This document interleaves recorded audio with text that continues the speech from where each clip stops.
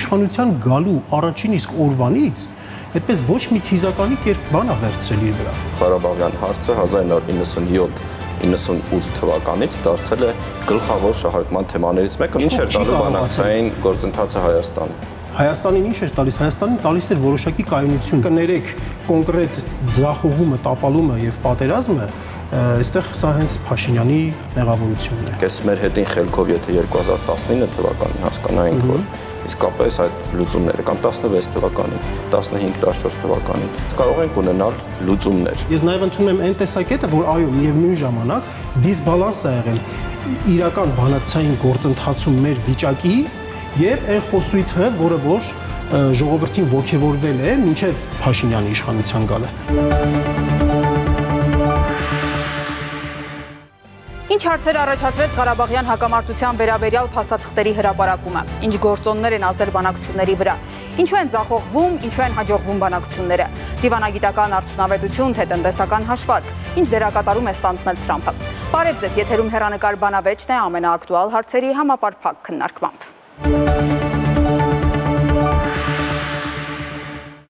Ղարաբաղյան հակամարտության կարգավորմանը վերաբերող մի շարք փաստաթղթերի հրապարակումից հետո ծայր առան տարբեր քննարկումներ, տրամագծորեն հակառակ եզրահանգումներով։ Այս հակամարտությունը աշխարհի ամենաերկարատև, բայց ոչ միակ հակամարտությունն է։ Դրանք բանակցային բազմաթիվ ջանքեր են պահանջում։ Պաշտոնը ստանձնելուց հետո Միացյալ Նահանգների նախագահ անձնական միջնորդությամբ հանդես եկավ, մի շարք հակամարտությունների վերաբերող փաստաթղթեր ստորագրվեցին։ Ընդհանրապես ինչ գործոններ են ազդում բանակցությունների վրա, ինչու են դրանք ձախողվում կամ հաջողվում։ Այս ու այլ հարցեր քննարկենք Հայաքվե ազգային քաղաքացիական միավորման անդամ միջազգայնագետ Մենուա Սողոմոնյանի եւ անվտանգային քաղաքականության հետազոտական կենտրոնի փորձագետ Սամվել Մելիքսեթյանի հետ։ Շնորհակալություն պարոնայք մեր հրավերը ընդունելու համար։ Մինչ քննարկումը առաջարկում եմ դիտել մի տեսանյութ։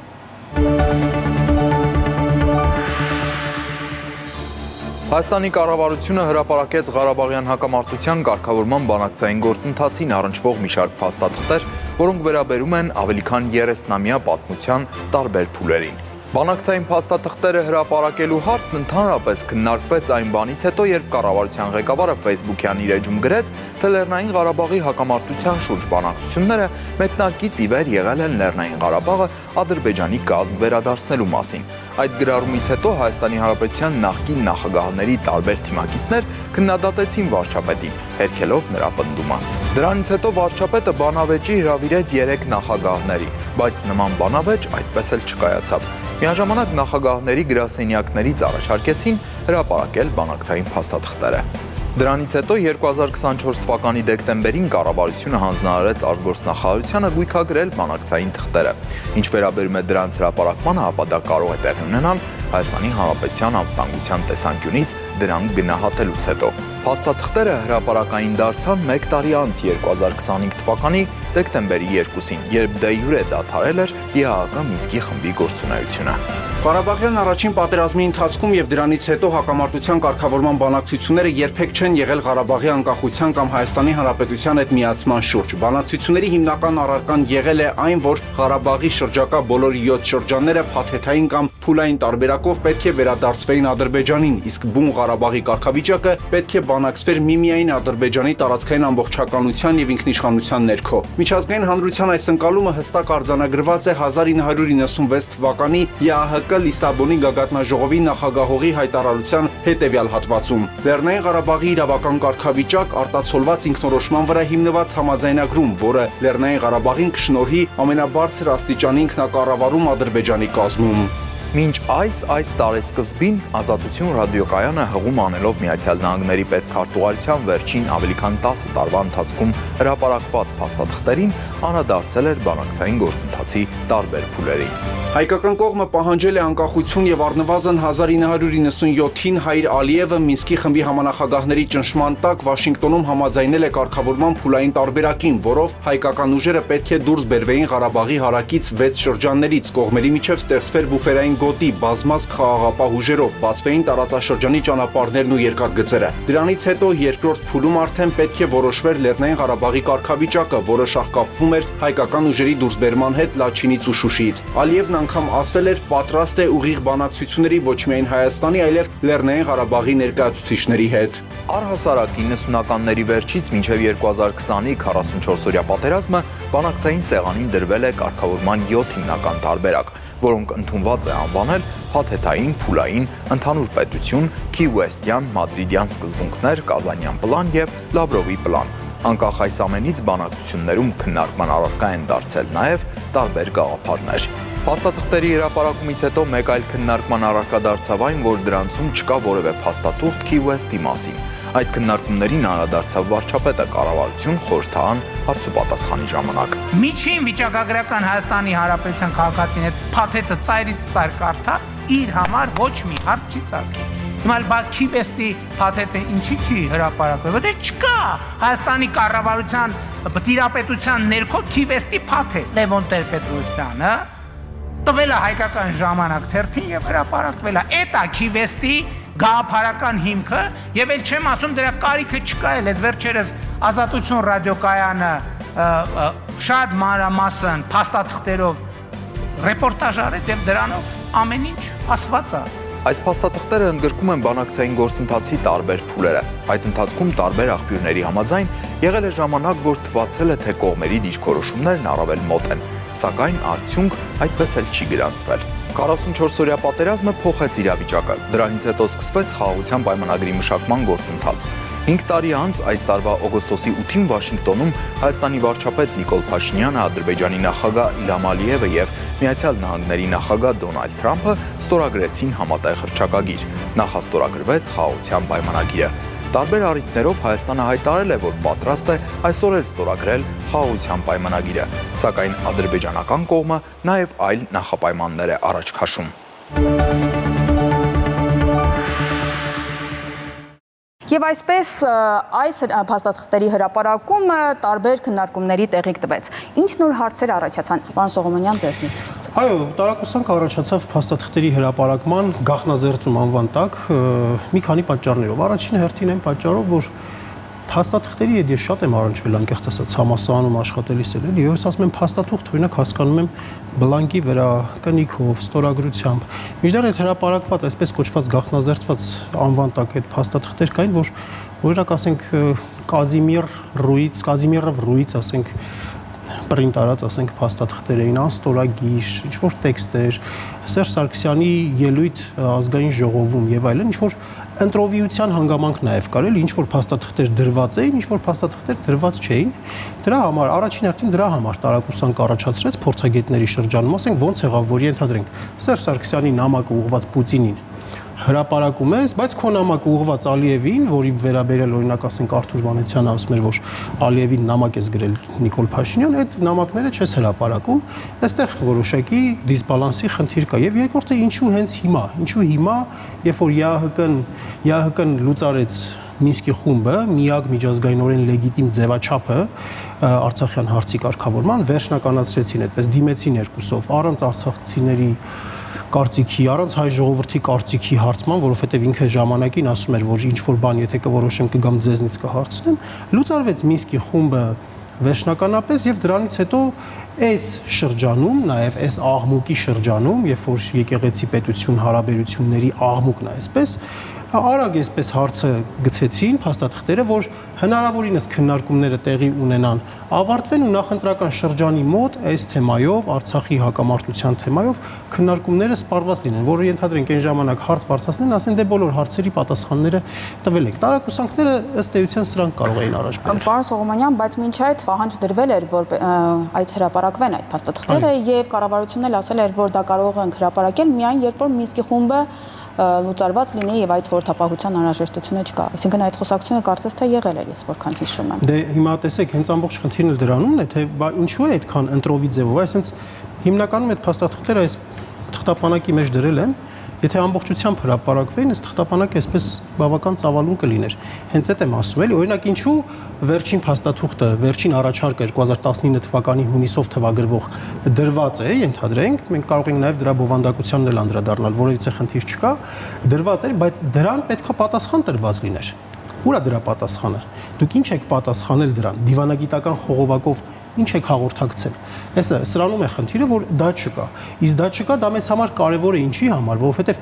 երբ որ մենք հիմա նայում ենք, որ 2019 թվականի հունիսին կոնկրետ կար տարբերակ սեղանին դրված, որով հնարավոր կլիներ կարգավորել կամ առնվազն այնպես անել, որ մի բավական երկարատև ժամանակ նոր ստատուս քվո ձևավորվեր եւ Արցախը մնար հայկական հայաբնակ, դրան ի պատասխան այդ առաջարկին, փողզիչումային առաջարկին ի պատասխան 2 ամիս անց Ստեփանակերտի հրապարակից Փաշինյանը հայտարարում է Արցախը Հայաստանը եւ վերջ։ Եվ իմ, այսպես ասած, պրետենզիան, իմ խնդիրը եւ շատ մարդկանց խնդիրը սրա հետ կապված նրանում է, որ բանակցային գործընթացը իսկապես տպավորություն է ստեղծում, որ կարծես միտումնավոր իսկապես տապալված լինի։ Կարող ենք խոսել, եթե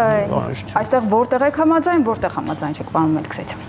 Դե ես կարծում եմ առաջին փաստի հետ, որ կա ընտրողական մոտեցում, հա, փաստաթղթերի ներկայացման, որոնց մի մասն է փաստաթղթեր չեն, դրանք ԶԼՄ-ների նյութեր են կամ ինչ-որ քննարկություններ են, դա միշտ կա քաղաքական ցանկացած գործընթացի ընթացքում եւ դա քաղաքագիտական ակսիոմներից մեկն է, երևի կարող ենք հիշել դասական, ասենք հոբսից սկսած, որ եթե կա քաղաքական շահ, նույնիսկ այն ճշմարտությունը, որ մենք ունենք երկրաչափության մեջ, հա, որ անկյունների գումարը 180 աստիճան է, այդպես չէ։ Մենք մեր քաղաքական դաշտում ունենք օբյեկտիվ քաղաքական խոսույթ եւ պետք է ասել, որ գնալով մեր քաղաքական խոսույթը բևեռանում է, գնալով ավելի ընտրողական է դառնում ու ամեն կողմը շեշտում է ինչ որ վիրտուալ կամ դրական փաստերի վրա կամ իրական դրական կողմերի վրա, բայց դա ամբողջ պատկերը մեզ չի տալի, հա,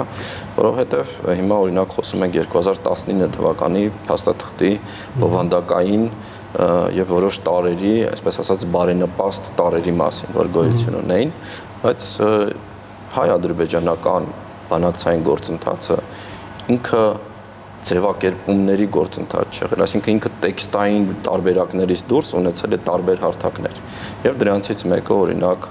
ուժային բալանսներ, որ մեկ էր 1993 թվականի նոյեմբերին, այլ էր 1994 թվականի մայիսին, այլ էր 90-ականների վերջին։ Փոխվել էր ակնհայտ։ Եվ գնալով փոխվում էր, եւ 2019 թվականին ինքը գտնվում էր շատ ավելի անբարենպաստ կետում, քան ցանկացած նախկին փուլում։ Այսինքն բոլոր այն հարցերը եւ բոլոր այն տրամաբանությունը, որով մենք փորձում ենք այս փաստաթղթերը վերլուծել, պետք է վերաբերվեն 90-ականներին, 2000-ականների սկզբին եւ 2019 թվականին, բայց մենք այդ մոտեցումը չունենք եւ այս մոտեցումը չունեցել նաեւ հայաստանյան քաղաքական խոսույթը ցավոք սրտի, որովհետեւ հիմա post factum մենք շատ բոլորս դրամաբանական ենք եւ պարզվում է, որ կան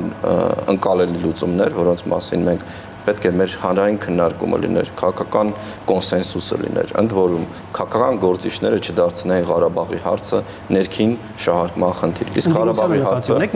ինչ ընդդիմությանը նկատի ունեք։ Եվ ընդդիմությունը եւ իշխանությունները Հայաստանում Ղարաբաղյան հարցը 1997-98 թվականից դարձել է գլխավոր շահարկման թեմաներից մեկը, մինչ այդ Ղարաբաղյան շարժումը նաեւ այն շահարկման թեման էր, որով նաեւ Լևոն Տեր-Պետրոսյանը եկավ իշխանության եւ իշխանություններից հանեց նախկին կոմունիստական նոմենկլատուրան եւ շատ կարեւոր է, որ եթե այս պայմանները չեն եղել, մենք չենք ունեցել այդ պահանջները, մենք մեր հանրությանը չենք ներկայացել այդ պահանջները, պարտությունից հետո եւ որ սրա մասին սկսում ենք խոսել, սա նույնպես այդ պատկերի շատ կարեւոր աղավաղում է։ Այ մենք էս մեր հետին խելքով եթե 2019 թվականին հասկանայինք, որ իսկապես այդ լուծումները կամ 16 թվականին, 15-14 թվականին այդպեսին են, ես կարծում եմ իրոք մենք կարող ենք ունենալ, իհարկե դա այն լուծումը չէր լինելու, որ մենք ակնկալում ենք, բայց կարող ենք ունենալ լուծումներ, բայց ցավոք սրտի մեր քաղաքական դաշտում 2008 թվականի ընտրությունները կարող ենք հիշել, եւ որ Լևոն Տեր-Պետրոսյանը պիտակավորվում էր բոլոր ԶԼՄ-ներով իշխանական որպես դավաճան, եւ երբ որ գալիս էր 2017 թվականին ինքը այդ նույն օրակարգով, հա, նույն այդ փաթեթային, այսպես ասած, փուլային տարբերակով առաջարկով ինքը ընկալվում էր որպես նույն տրամաբանություններ իր դեմ օգտագործում, նույն փաստարկները, նույն մարգինալիզացիան եւ ինքը հավաքեց շատ մի քանի տոկոս, նույնիսկ չանցավ այդ քաղաքական ուժը, որ այդ օրակարգը հայաստանյան հանրությանը ներկայացնում էր, ու սա ոչ թե այն պատճառով էր, որ հանրությունը դեմ էր այդ լուծումներին, որովհետեւ տարիների եւ տասնամյակի ես կասեի այդ քարոզչությունը ստեղծել էր մի պատկեր, որ մարդիկ որ խոսում էին այդ ձեր նշած լավ լուծումներից, նրանք դավաճան են։ Ու հիմա փոխել post factum այդ իրականությունը ու այս ստանդարտներով նայել պատմությանը իմ կարծիքով շատ մեծ սխալ է, որովհետեւ 2019 թվականին հայկական քաղաքական խոսույթը այսպեսին էր։ Նիկոլ Փաշինյանը եկել է որ տարածքները հանձնի, որովհետեւ ինքը դավաճան է, հիշում են իր հին հոդվածները։ Նիկոլ Փաշինյանը փորձում էր ապացուցել, որ այդպես չի եւ ինքը ունի նոր օրակարգ Ղարաբաղյան հակամարտության լուծման, իսկ Ադրբեջանը 2015-16 թվականից իմ կարծիքով արդեն դրել էր Ղարաբաղյան հարցի երկու տարբերակներ, կամ Հայաստանը գնում է այն զիջումներին, որ ինքը պահանջում էր, դա 5 շրջանի առնվազն 5 շրջանից դուրս գալն է եւ հետագայում նաեւ ինքը ուժային այդ ռեսուրսը հստակ օգտագործելու էր եւ դա մենք տեսնում ենք նաեւ Սերժ Սարգսյանի պատկերացումների մեջ։ Բան այդպես այո, դա առաջի կոնֆլիկտը չի, որ դա օգտագործվել են այդ ամեն ինչը եւ նաեւ ռուս-ուկրաինական պատերազմներ մեզ սպասում։ Հիմա մենք գիտենք դա, որովհետեւ էլի այսօրվանից ենք խոսում, բայց Ադրբեջանի դիրքորոշումը ենթադրել, որ 2019 թվականին Ադրբեջանը ինչ-ինչ պատճառով պատրաստ էր անկախ Լեռնային Ղարաբաղին, ինչին ինքը պատրաստ չէր, նույնիսկ 1994, 97, 99, 2001 թվականներին, եւ փաստորեն հենց Ադրբեջանն է եղել այն կողմը, որ չեղարկել է բոլոր այդ տարբերակները, առաջարկները եւ լուծումները, սա նշանակում է, որ մենք էլի խափում ենք մեր հանրությունը եւ հասարակությունը։ Հիմա լսենք պարոն որը համոզիչ չէ։ Եզրակացությունը բան չարեցի, հարգելի գործընկեր, հարգելի Սամվել։ Ի վերջո, այսինքն խնդիրն ինչու՞մն է եղել։ Ճիշտ է, ես դες հետ համաձայն եմ, որ բալանսը փոխվել էր։ Ադրբեջանը նավթադոլարների շնորհիվ, ընդհանուր միջազգային քաղաքականության մեջ տեղի ունեցած տեղաշարժերի շնորհիվ շատ ավելի լավ դիրքերում էր գտնվում ուժային տեսանկյունից, բալանսի տեսանկյունից շատ ավելի լավ դիրքերում էր գտնվում։ Այն պարագայում, երբ որ բալանսը փոխվում է, ավելի ոչ բարենպաստ դիրքում հայտնված կողմի խոսույթը, բանակցային դիրքորոշումները ինչպիսին պետք է լինեն, պետք է լինեն ավելի չափավոր, ավելի մեղմ, թե ավելի սուր, ավելի ռադիկալ։ Երբ որ այդ տեսանկյունից մենք նայում ենք Փաշինյանի արած քայլերը, այդ քայլերի հաջորդականությունը, ինքը եկել է իշխանության գալու առաջին իսկ օրվանից, այդպես ոչ մի թիզականի կերպ բան է վերցրել իր վրա։ Իմանալով հանդերձ, համ ինքը ասում է, որ 2018 թվականի ապրիլի 17-ի ազգային ժողովի քննարկումների ժամանակ Սերժ Սարգսյանը ասում է, որ բանակցությունները շատ այսպես դժվար վիճակի մեջ են մտել, եւ այդքանը իմանալով հանդերձ մայիսի 2-ին հրապարակից հայտարարում ասում է կեցցե այն Արցախը, որ վաղ թե ուշ լինելու է Հայաստանի Հանրապետության կազմում։ 2018 թվականի մայիսի 8-ին գալիս է իր վարչապետության այդ տեխնացության նիստի քննարկման ժամանակ, ասում է ես չեմ կարող բանակցել Արցախի ժողովրդի անունից, ես մենակ Հայաստանի ժողովրդի անունից եմ բանակցելու, բանակցային ֆորմատ պետք է փոխվի, հրապարակային մարտահրավեր է նետում ինչպես Ադրբեջանին, այստեղ փաստացի, այնպես էլ Մինսկի խմբին, Ռուսաստան, Ֆրանսիա, Ամերիկայի Միացյալ Նահանգներ։ Էլ չեմ ասում հետագայում, որ ամբողջ 30 հանդիպում ա ունեցել, մոտավորապես 30 հանդիպում ա ունեցել Իլհամ Ալիևի հետ, բայց կոնկրետ Արցախի հարցով բանակցային ֆորմատի ընդամենը մի հանդիպում ա ունեցել 2019 թվականի մարտի 29-ի հանդիպման մասին է խոսքը Վիեննայում տեղի ունեցած, որից հետո գալիս է եւ երկրապահ կամավորականների միության համագումարում ասում հələ մենք պետքա բան անենք, քննարկենք, հասկանանք մեզ ձեռ է տալի մադրիդյան սկզբունքները, թե ձեռ չի տալիս, հələ պետք է Ադրբեջանը ասի ինչ է հասկանում մադրիդյան սկզբունքներ։ Ես համաձայն եմ, որ գուցե շահարկվել է այդ հարցը եւ պետք չէր, այո, սա արցախյան հարցը այն հարցն էր, որը պետք է միահամուռ ամբողջ համահայկական դիրքորոշում լիներ այստեղ։ Ես ձեզ հետ այդ առումով համաձայն եմ, բայց միևնույն ժամանակ եկեք ընդդիմությանը չմեղադրենք, էլի, որ իշխանությունը ակնհայտ այն ինչ որ ինքը պետք է աներ չի արել, դրանում ընդդիմությունը չի մեղավոր, դրանում իշխանությունն է մեղավոր, մանավանդ որ ինքը ուներ լեգիտիմություն բավական բարձր։ Ես նաև ընդունում եմ այն տեսակետը, որ այո, միևնույն ժամանակ դիսբալանս է եղել իրական բանակցային գործընթացում մեր վիճակի եւ այն խոսույթը, որը որ ժողովրդին ողջևորվել է մինչև Փաշինյանի իշխանության գալը։ Այդ երկու հանգամանքի մեջ էլ է դիսբալանս եղել։ Ես դա ընդունում եմ եւ դրան եմ ես քննադատապար մոտենում, բայց կներեք կոնկրետ ձախողումը, տապալումը եւ պատերազմը այստեղ սա հենց Փաշինյանի մեղավորությունն է։ Պարոն Մելիքսեթյան, Առաջինը, ինչ իշխանություններ լիներ Հայաստանում, եթե մենք ենթադրում ենք պատերազմում Հայաստանը արդեն պարտված է։ Հասկաց, այսինքն պատերազմը այսպես թե այնպես լինելու կներեք էլի, որ չեմ ընդհատում, պարզապես Չէ, ես ասում եմ, եթե դուք ենթադրում եք, որ կար երկու լուծում, խնդրի, դրանցից մեկը պատերազմն էր, դուք կապում եք դա Նիկոլ Փաշինյանի անձի հետ, դա այդպես չի։ Բանակցային գործընթացի տապալման հետ։ Բանակցային գործընթացի տապալման հետ եւ մենք կարող ենք դա հիշել, բանակցային գործընթացը տապալվել էր 2011 թվականին, եւ որ Ադրբեջանը մերժեց Կազանյան փաթեթը, եւ 2012 թվականից դուք նայեք Հայաստանի Հանրապետության սահմաններ եւ Լեռնային Ղարաբաղում ինչ նոր միտումներ կան, որ նախկինում չկային։ Ականանետերի օգտագործում 2014-15 թվականին հրետանին ականանետերը կրակում են ամբողջ հայ-ադրբեջանական սահմանով Տավուշում, որոնց գյուղերը փաստացի էվակուացվում են։ Ես հիշում եմ, եւ որ ես Լոռու մարզի հյուսիսից եմ, եւ որ Տավուշի մարզի հարակից շրջաններից մարդիկ իրենց երեխաներին եւ կանանց տեղափոխում են։ Տևեց, ավարտվեց, բայց ինքը շարունակական բնույթ էր ունենում։ 2016 թվականին արդեն ունեցանք մենք 4-օրյա պատերազմ, որ շատ ավելի մեծ ծավալներ էր։ 2017 թվականին մենք ունենում ենք ընդհանրումներ Տավուշում եւ Լեռնային Ղարաբաղում եւ այդ դիվերսիոն պատերազմը դուք կարող եք հիշել։ Եվ 2018 թվականում, երբ որ փոխվեց բանակցողը, մենք իսկապես տեսանք, որ Ադրբեջանը դադարեց այս միտումնավոր եւ շարունակական էսկալացիան եւ որ ինքը գնալով շատ ավելի մեծ ճնշում էր գործադրում։ Ինչի հիման վրա դադարեցրեց այդ դադարեց, որովհետեւ ակնկալում էր, որ նոր իշխանությունները չեն ունենալու նախկին իշխանությունների դիրքորոշումը։ Որ հանդիպումից հետո։ Այսինքն դադարեց, այո, Դուշանբեի հանդիպումից հետո։ Վերելակային պայմանավորվածությունից հետո։ Երբ որ փաստացի Մինսկի խմբի ձևաչափից դուրս եկավ Հայաստանը, ու փաստացի դուրս եկավ, հա, դեռ մի անգամ հանդիպում եղավ։ Այսինքն նախկինում Մինսկի խմբի ձևաչափում լիներն էր, որ ազդում էր ապրիլի 1-ից 4-ը Հայաստանը Մինսկի խմբից դուրս էր եկել, ձևաչափից դրա համար Արցախում կրակում են ձեր կարծիքով։ Կրակոցներ այո լինում էին, էսկալացիաները լինում էին։ Ապրիլյան պատերազմը կրակոց չի եղել, էսկալացիա չէ։ Իհարկե, եղել է, բայց միևնույն ժամանակ հայկական կողմը հետ ա տվել մի խոսքով պատերազմը շատ աննպաստ ձևով չի գնացել, բայց դրանից հետո մի հատ դուք հիշեք ինչ տեղի ունեցավ ապրիլյան պատերազմից հետո։ Տեսեք, ինչ պայմանավորվածությունների մասին էին խոսում ինժեներական ենթակառուցված տեղակայելու հետաքննության մեխանիզմներ ստեղծելու, բայց դրա այդքանով հանդերձել Հայաստանը ձեռք չէր բերել ապակառուցողական կողմի իմիջ։ Իսկ երբ որ այս ամեն ինչը տեղի ունեցավ, Հայաստանը սկսեց ձեռք բերել ապակառուցողական կողմի իմիջ, երբ որ ակնհայտ մարտահրավերն է։ Ձեզ հետ համաձայն եմ այն հարցում, որ իսկապես Ադրբեջանը ամեն ինչ անում էր, առիթ էր փնտրում ապակայունացնելու իրավիճակը,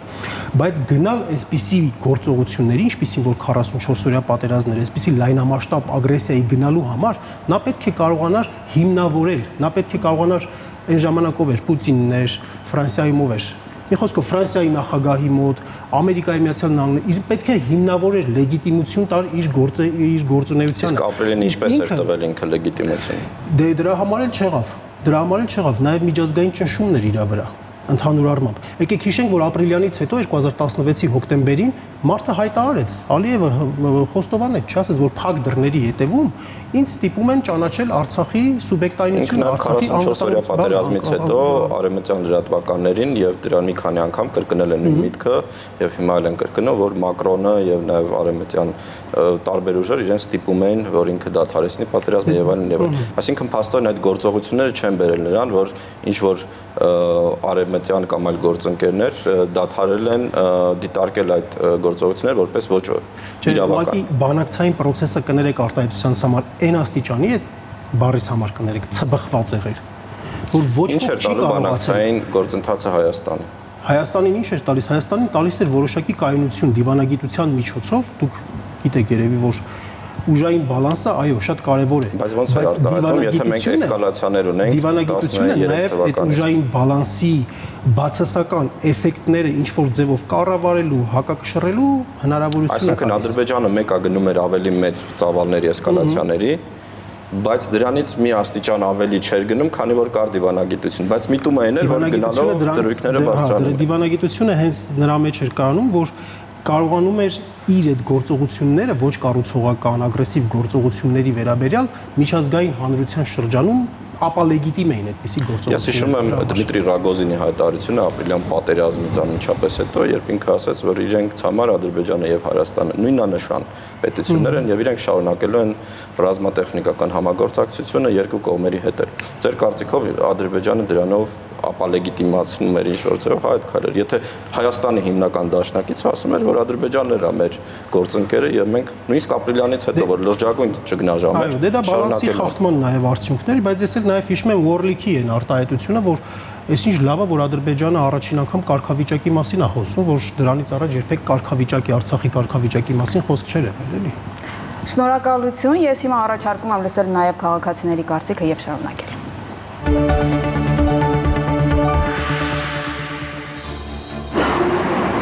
Խաղաղությունը տենց հենց ինք Իրանը արհեստական ձևով չես կարա ստեղծես։ Ինչ քաղաքականություն ուզում ես բարի, անհնար բան է։ Պետք է իրար ներեն։ Հա, եթե իրար ներեն, պատերազմը արդեն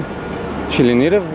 խաղաղություն կլինի։ Դե ներելու երևի չի ասի, որ շատ կարելի է անել, բայց պետք է երևի նստեն բանակցական սեղանին ու որոշեն թե ինչ կարելի է անել, որովհետև այս մատաղ սերունդը շատ է դժվում իրանց շատ սխալ արարքների համար։ Շատ դժվար հարց է։ Այնքան ատելություն կա այս պահին այս երկու ազգի մեջ, որ ես չեմ կարող անգամ ասել ինչա պետք։ Հանդուրժողականություն երևի, բայց դեպքեր կան, որ ձև չունես հանդուրժող լինելու։ Մեր համար այդ դեպքն է, մեր ժողովրդի համար։ Լեզու գտնեն իրանց հետ։ Կարանան կանեն առաջվա դիրքին ինչ որ եղել է։ Նստեն բանակցությունների իրար վստահելով։ Դե հենա երկխոսում են, բայց դե հավասար դիրքերից չեն հիմա երկխոսում։ Խաղաղության համար սեր է հարկավոր միայն, սեր իրար հանդեպ, սեր ուրիշ պետությունների հանդեպ։ Այս երկրում չեն կարա։ Չհակամարտ է։ Փոխզիջումներ։ Սեր, հարգանք միմյանց։ Ներքինից պետք է ամեն ինչը կարգավորվի, հետո նոր փորձենք արտաքինի աշխարհի հետ։ Մենք այն վաղ ազատ գնում գալիս էինք, ոչ մի խնդիր չունեինք։ Այդ ժամանակ գա այն ժամանակը, որ իրան գանցտե, մենք գնանք անդե, ոնց որ առաջ էր։ Հակամարտող կողմերը պետք է նախ կարողանան լիարժեք իրավիճակ գնահատել, ոչ թե միայն իրանց շահերը ձենելով, այդ դիմացինի շահն էլ հաշվի առնել։ Դժվար կլինի հիմա ինչ որ ասել, այ դե եկեք հիմա խաղաղ ապրենք։ Խաղաղությունը միշտ ցանկալի է։ Իմ որդին մասնակցել է պատերազմին, շատ դժվար օրեր են ապրել։ Մեր ընկերները որդիներ են կորցրել։ Այդ տենց հեշտ չի անցնում, չգիտեմ։ Ցավ կա մեր սրտերում, այդ ցավը հնարավոր չի ջնջել, վերացնել, բայց եթե ուզենանք միշտ այդ վրեժխնդրությունը կրել մեզ հետ, դա միայն շարունակական պատերազմների է բերելու։ Թշնամու հետ չես կարող խաղաղ ապրել, եթե ինքը ցանկանում է քեզ անդադ վնասել։ Այսինքն մենք պետք է շատ ուժեղ լինենք, որ դիմացինը մեր հետ հաշվի նստի, ոչ թե խնդրենք, որ մեր հետ հաշվի նստի։ Ուզում ենք հուսամ, որ ամեն ինչ լավ կլինի, որտեղ Հայաստանը շատ եմ սիրում հայրենիքս։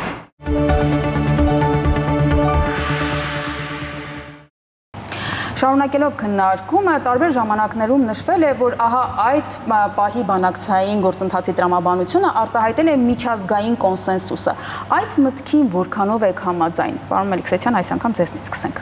Ես կարծում եմ միջազգային կոնսենսուս արտահայտությունը ինքը մի ժամանակներից է, որտեղ 1945 թվականից հետո եւ որ ձևավորվեց ժամանակակից, իսկ ասեի ոչ թե ժամանակակից, որովհետեւ ինքը արդեն փլվել է, հա, հատկապես այս ռուս-ուկրաինական պատերազմից եւ դրանից առաջ Ղրիմի անեքսիայից եւ այլն ընթացքում այն համակարգը, որ կային ինստիտուտներ, դրանցից մեկը ՄԱԿ-ն էր, հա, կար պատկերացում ընդհանուր միջազգային իրավունքի սկզբունքների անխախտելիության մասին եւ տարբեր տարածաշրջաններում մենք տեսանք տարբեր կիրառություններ։ Օրինակ 90-ականից եւ որ սկսեց նախկին Հարասլավիայի այդ կոնֆլիկտները, միանգամից ստեղծվեցին միջազգային ինստիտուտներ, այդ թվում խաղաղապահական, որոնք ունեին ՄԱԿ-ի սանկցիաները եւ մանդատը եւ տեսանք նույնիսկ այդ պայմաններում օրինակ հաճախակի իրենք ունենում էին խնդիրներ, հարձակումներ էին լինում այդ ուժերի վրա, որոշ դեպքերում նաև խոշորագույն հանցագործություններն են կապում, օրինակ Սրեբրենիցայի այդ ցեղասպանությունը, որ ՄԱԿ-ի միջազգային դատարանն է բնութագրել այդպես, նաև խաղապահների թույլատրության պատճառով էր, որ եղել էր, հակամ այսպես ասած пассив գործողությունների եւ այնտեղ կար այդ ընկալումը, որ կա միջազգային իրավունք, կա մարդու իրավունքներ եւ որոշ ծայրահեղ դեպքերում կան ինքնորոշման իրավունքը, որը մեր դեպքում էր հաճախակ կիրառվում, դա Կոսովոյի դեպքում մենք տեսանք, հա, որ դա գամ կիրառվեց։ Բայց բոլոր այս տարերներ կար քաղաքական աջակցությունը, կար միջազգային ինստիտուտների ստեղծումը, թե խաղապահական, թե նաև ՄԱԿ-ի այդ քրեական դատարանը, հա, որ զբաղվում էր միջազգային քրեական դատարանը, որ զբաղվում էր հանցագործություններով ռազմական, եւ հետագայում նաև կոնկրետ արդյունքներ տեսանք, ասենք Բոսնիա-Հերցեգովինայի դեպքում դա Դեյթոնյան պայմանավորվածություններն էին, Կոսովոյի դեպքում դա անկախացումն էր, Խորվաթիայի ռազմական գործողությունների դեպքում փաստացի այդ տարածքային ամբողջականության սկզբունքի բանը սկզբունքը ընտրվեց եւ սերբերի դեմ իրականացված գործողությունները փաստորեն աննկատ անցան, հա, այսինքն կար այս մոտեցումները եւ ներգրավվածությունը։ Հետխորհրդային տարածաշրջանում մենք ունեցել ենք 5 կոնֆլիկտ առնվազն, որտեղ միջազգային ուժեր չկային, կար ռուսական խաղապահ ուժերը բոլոր դեպքում, դա Մերսնեստներ, Աբխազիաներ, Հարավային Օսեթիաներ եւ Տաջիկստանն էր, որտեղ նաեւ շատ արյունալի քաղաքացիական պատերազմ էր գնում եւ նաեւ 94 թվականի պայմանավորվածություններից հետո ենթադրում էր, որ նաեւ ռուս խաղապահները գալու են Լեռնային Ղարաբաղ, բայց տարբեր պատճառներով դա չիրագործվեց, հա, որովհետեւ դա ենթադրվում էր ու այստեղ ես կարծում եմ Հայաստանի ու Ադրբեջանի համատեղ ցանկությունն էր դա, որ դա չլինի, բայց մենք նաեւ տեսնում ենք, որ գնալով մի հստակ միտում կար Ռուսաստանը շատ ավելի խանդոտ էր դառնում արևմուտքի միջամտությանը հետխորհրդային տարածաշրջանի կոնֆլիկտներին եւ 2004 թվականից հատկապես ինքը նաեւ սկսեց շատ հստակ եւ հասկանալի լեզու կիրառել բոլոր կոնֆլիկտների դեպքում Աբխազիայի, Հարավային Օսեթիայի եւ Մերսնեստրի։ Եվ դուք միայն մի բացառություն կտեսնեիք այդ շարքից ռուսական պաշտոնական լուսաբանում հայտարարություններ ԶԼՄ-ների լուսաբանումը նաեւ։ Դա Լեռնային Ղարաբաղն էր։ Միշտ պահպանում էր հավասարակշռության սկզբունքը, որ դա ինչ որ երկու կողմերն են մեզ համար կարևոր են, անկախությունը չէին ճանաչում, որովհետև Աբխազիայի, Հարավային Օսեթիայի մասին փաստացի որպես անկախ միավորումներ իրենք խոսում են նաև մինչև 2008 թվականը եւ նույնիսկ այդտեղ վերլուծաբանները ինչ որ ներկայությունն է ռուսական ԶԼՄ-ներում գրեթե ամեն շաբաթ այդ թեման, եթե ինչ որ առիթ էր լինում լուսաբանվում էր, իսկ մեր մոտ էսկալացիաները նույնիսկ խոշոր չէին լուսաբանում, հա։ Այսինքն դա կարևոր ցուցիչներից մեկն է, որ այս տարածաշրջանը ունեցել է այդ յուրահատկությունը եւ Ռուսաստանի մենաշնորհը եւ կարծում եմ սա նաեւ այն կարևոր պատճառներից մեկն է, որ մենք փաստաթղթերում հաճախակի կարդում ենք օրինակ 2000 բոլոր գրեթե, հա, այդ մադրիդյան սկզբունքների հիման վրա, որտեղ պետք է տեղակայվեն միջազգային խաղապահ ուժեր։ Այնտեղ ձևակերպում այնպեսին է, որ երկու կողմերը կարող են որոշել դրանց կազմը, բայց ելնելով քաղաքական իրականությունից այդ խորհրդային տարածաշրջանը պետք է հասկանալ, որ սա ենթադրում էր նույն, ասենք, ռուսական գերիշխանություն, հա, այդ ձևաչափի ներսում եւ իհարկե դա post factum ներկայացվելու էր որպես կողմերի որոշում, որպես այդպեսին։ Տեսանք նաեւ պարոն Սողոմոնյանի նույն միջազգային կոնսենսուսի մասով։ Այո, կոնսենսուսի հետ կապված ընդհանրապես այն ինչ որ իմ գործընկերը նշեց հակամարտությունները եվրոպական տարածաշրջանում, որտեղ հարաբերականորեն ասում եմ, կոնկրետ եվրոպական տարածաշրջանում միաբևեռ վիճակներ էր, դրա համար հարցերը այդպես միանշանակ լուծումներ ստանում էին ինչ որ մեկի օգտին, ինչ որ մեկի ի վնաս։ Արցախի պարագան, այո, տարբեր էր այն պատճառով, որովհետև այստեղ որոշակի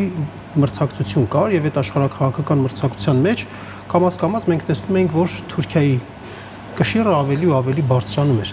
Դա էլ էր Ռուսաստանին իհարկե ստիպում Ադրբեջանին իր ձեռքից չկորցնելու համար հավասարակշռված հայտարարություններով հանդես գալ, բայց նաեւ մի ուրիշ հանգամանք էլ կա։ Արցախյան հարցը այն հետաքրքիր հարցն էր,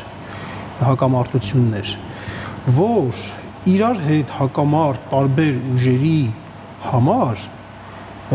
առաջարկությունները կարգավորման, ընդհանրապես ֆորմատը, բանակցային գործընթացը, խոսույթը իրանք իրար հետ համաձայնեցնում են։ Ընդհանրապես աշխարհում այսպիսի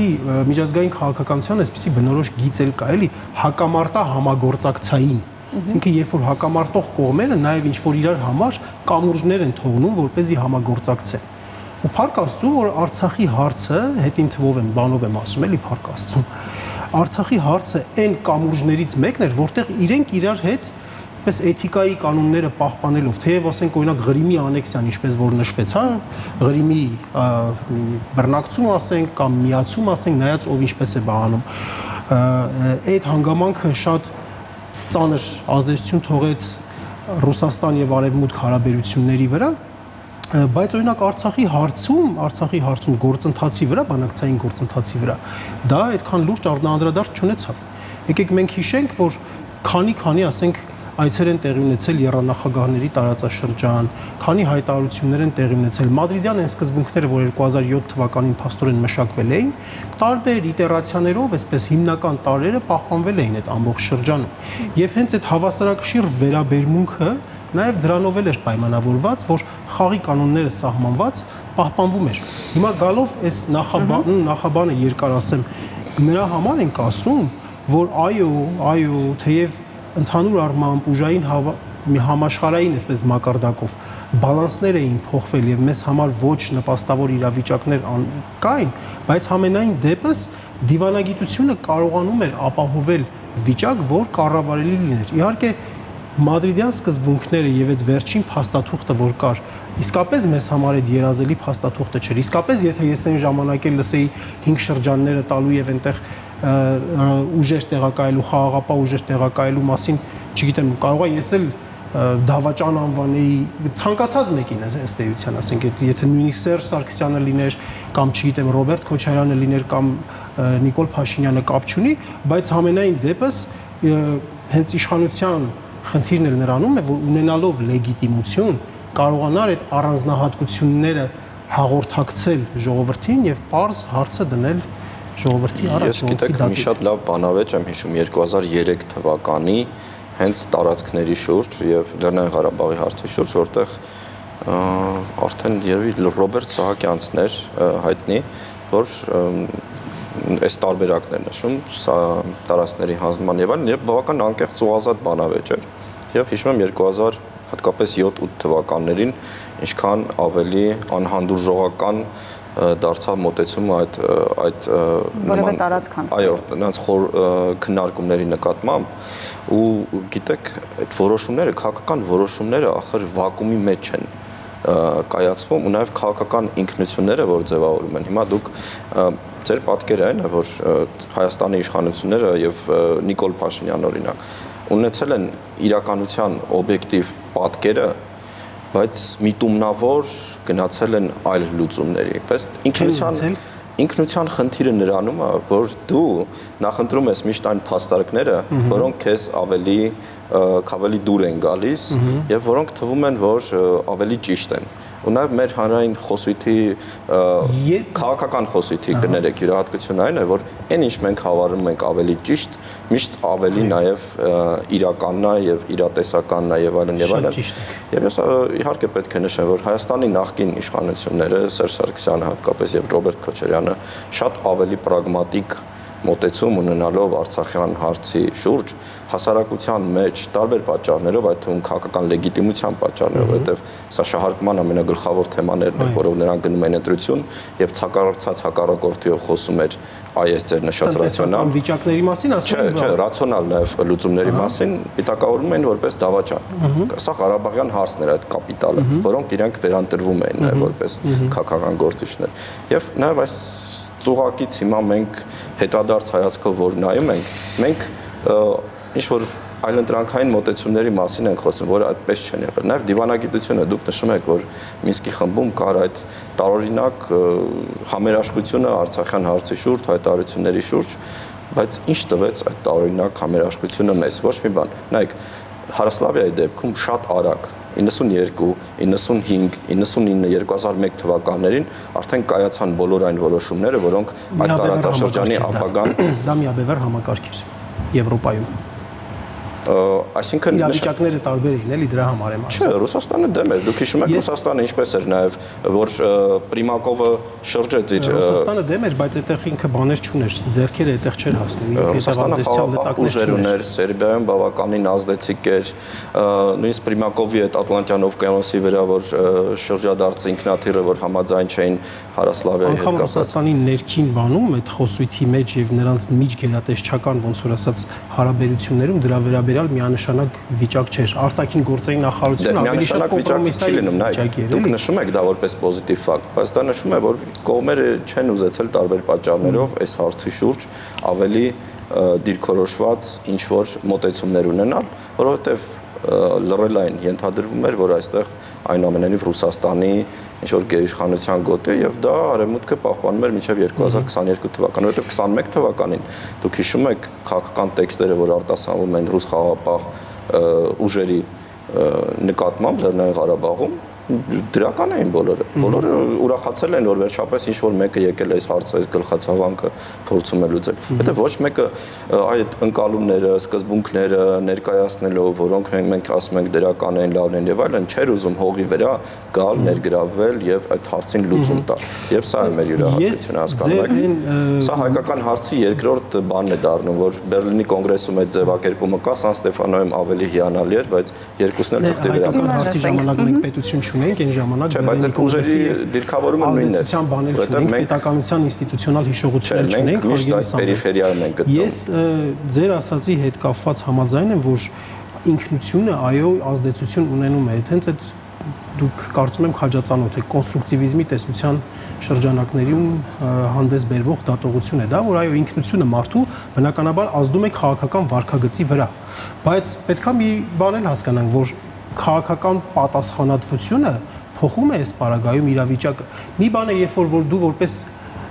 ընդդիմություն ես հանդիսանում, մի բան է, երբ որ դու ուղղակի որպես փորձագետ ես հանդիսանում, քո ուզելիքները անգլերեն ասում են wishful thinking, ցանկալին ընդունել իրականության տեղ, այդ մտածողությունը այո ազդում է վարքագծի վրա, բայց երբ որ դու դառնում ես պետական պաշտոնյա, դա նշանակում է, որ դու ինստիտուցիոնալ հիշողությանը տեր կանգնելու հնարավորություն ես ունենում։ Իսկ ումից էր այդ մարդը ինստիտուցիոնալ հիշողություն վերցնում։ Նախագահների հետ չէր հանդիպում, արտգործնախարարների հետ նախկին չէր հանդիպում, բրիֆինգը ինքը նախընտրում էր Ալիևից լսել եւ ինքը խոստովանում էր այդ մասին, ասում էր Ալիևի հետ բանակցությունների պատմությունն են բանում։ Բայց ինքը ներողություն եմ, էլի խնդրում Սամվել ջան, ինքը երկար ժամանակ, բավական երկար ժամանակ ունեցավ ու իրեն Ադրբեջանն էլ այդ ժամանակը, այսպես ասած, տվեց դրանով ձեռք բերելով կառուցողական կողմի իմիջ, երկար ժամանակ ինքը ուներ այդ ամբողջին լավ տիրապետելու համար, խորքային հասկանալու համար, բայց մի տարի արդեն անցել է այդ ամեն ինչից։ Մի տարի անցել է, այդքան խորհուրդ տվողներ չկային, այդ բարտակին գործերի նախարարությունը ոչ մեկ իրեն կամ այդ հանդիպումների ժամանակ իրեն չէին կարողանում ասել ու ինքը իր ցանկություններով այդպես լրագրողական պորտկումներով էր կանգնում ասում Արցախը Հայաստան է եւ վերջ ու դրանով ասենք ավելի ապակայունացնում վիճակը։ Ես կարծում եմ դուք շատ կարևոր բան եք մոռանում, որ այդ ինստիտուցիոնալ հիշողությունը, որ մենք ունեինք, ստեղծել էր հայաստանյան քաղաքական դաշտում ամենալրջագույն ճգնաժամը 2016 թվականի հենց ապրիլից հետո։ Եվ որը ավարտվեց Ինչի քաղաքական դաշտը նայում։ Իրատեսչական, որովհետև քաղաքական չէ, որովհետև պատերազմ, ապրիլյան պատերազմը դիվանագիտության եւ այդ ինստիտուտների ոչ էֆեկտիվ գործելու դրա համար եմ ասում, ինքը լեգիտիմություն ուներ, մեկ էլ այս փաստաթուղթը ուներ կոնկրետ դրված, որը որ ինչ որ ձևով խաղաղություն էր երաշխավորում, անվտանգություն էր երաշխավորում ու դրա տակ ասենք դրված էր նաև լինում ՄԱԿ-ի անվտանգության խորհրդի Ինչպես 16 թվականին, ինչպես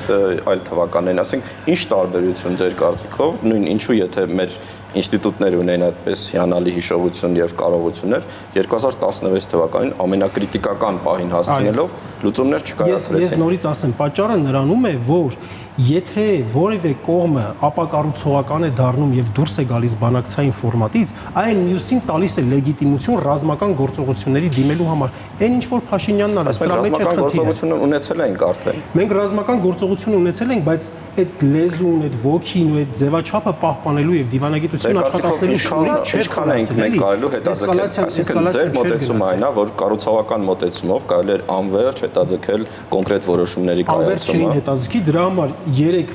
խոշոր պետությունների ղեկավարների խավորությամբ, այսպես ասենք, այս փաստաթուղթը դրվեց սեղանին եւ պետք էր ինչպես նախկինում, բայց այստեղ շատ ավելի կոնկրետ առաջարկություններ արված էր եւ կարծեմ վերջի կոնկրետ առաջարկները խնդրում եմ։ Ես իհարկե չեմ ուզում կարդամ, բայց հիմա մի կոնկրետ հատված եմ էլի, որ այստեղից կան։ Մենք շատ կարճ ժամանակ ունենք, մի կարդացեք, խնդրեմ, քանի որ առաջարկը եղել է եւ գնանք։ Այստեղ այսպես մի հատ ձևակերպում կա, որ ասում է, որ այս հռչակագիրը հիմնված է փաթեթային պայմանավորվածությունների վրա։ Այսինքն զորքերի դուրս բերումը 5 շրջաններից, խաղաղապահների տեղակայումը, այսինքն եւ անվտանգության երաշխիքը եւ տարածքների ազատումը եւ այնտեղ ադրբեջանցի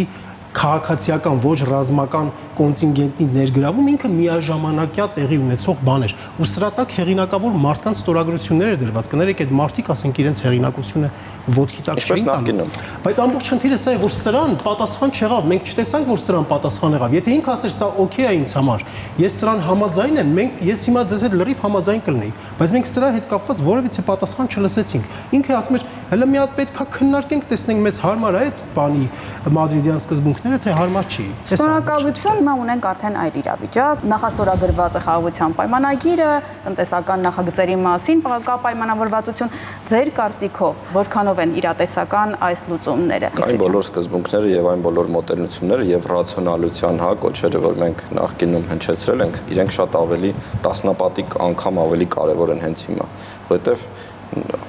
2019 թվականի այս փաստաթղթի նկատմամբ մենք հիմա տեսնում ենք շատ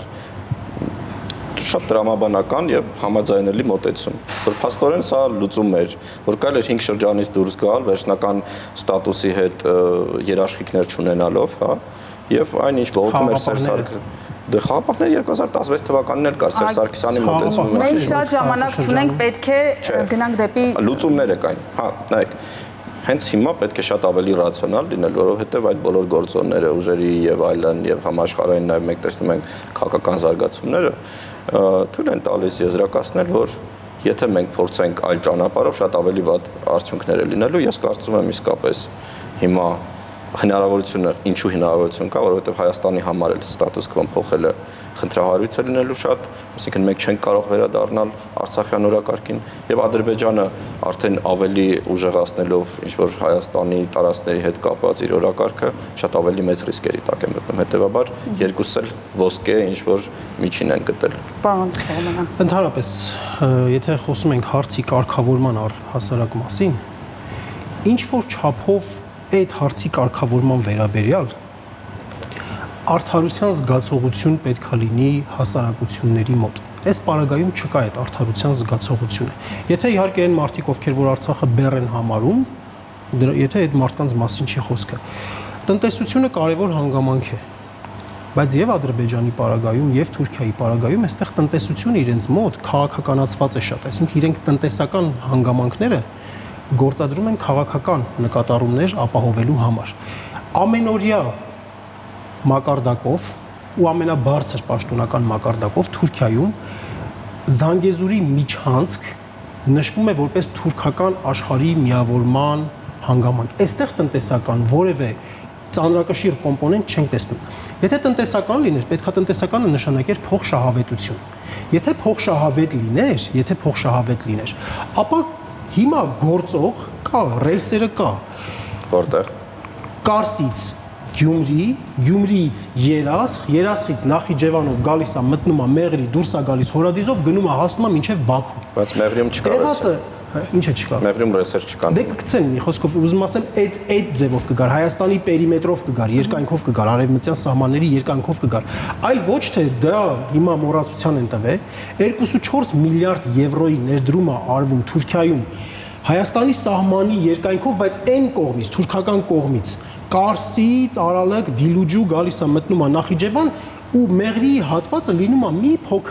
մի փոքր հատված։ Այստեղ փոխշահավետություն չենք տեսնում, այստեղ մենք ապաշրջափակում փաստորեն չենք տեսնում։ Այստեղ ընդհակառակը մենք ենք կարող ենք շարունակել, հա, որովհետև ցավոք սրտի ժամանակը, չէ, դուք խոսքը ավարտեք եւ Ես եմ ասում եմ, որ այդ տնտեսական մենք այստեղ չենք տեսնում, որ ռեալ տնտեսական փոխադարձ փոխշահավետ պայմաններ մենք այստեղ չենք տեսնում։ Նույն շրջանների հարցում 2019 թվականում մենք ռեալ չենք տեսնում, որ դա երաշխիք է։ Ես ասեմ, դուք նույն տրամաբանությունն եք օգտագործում հիմա այն ժամանակվա մեր կասկածների։ Շնորհակալություն մեկ նախադասությամբ ինչ հիշի հերոստատիտողը ձեր խոսքերից։ Հերոստատիտողը պետք է հիշի առաջին հերթին այն, որ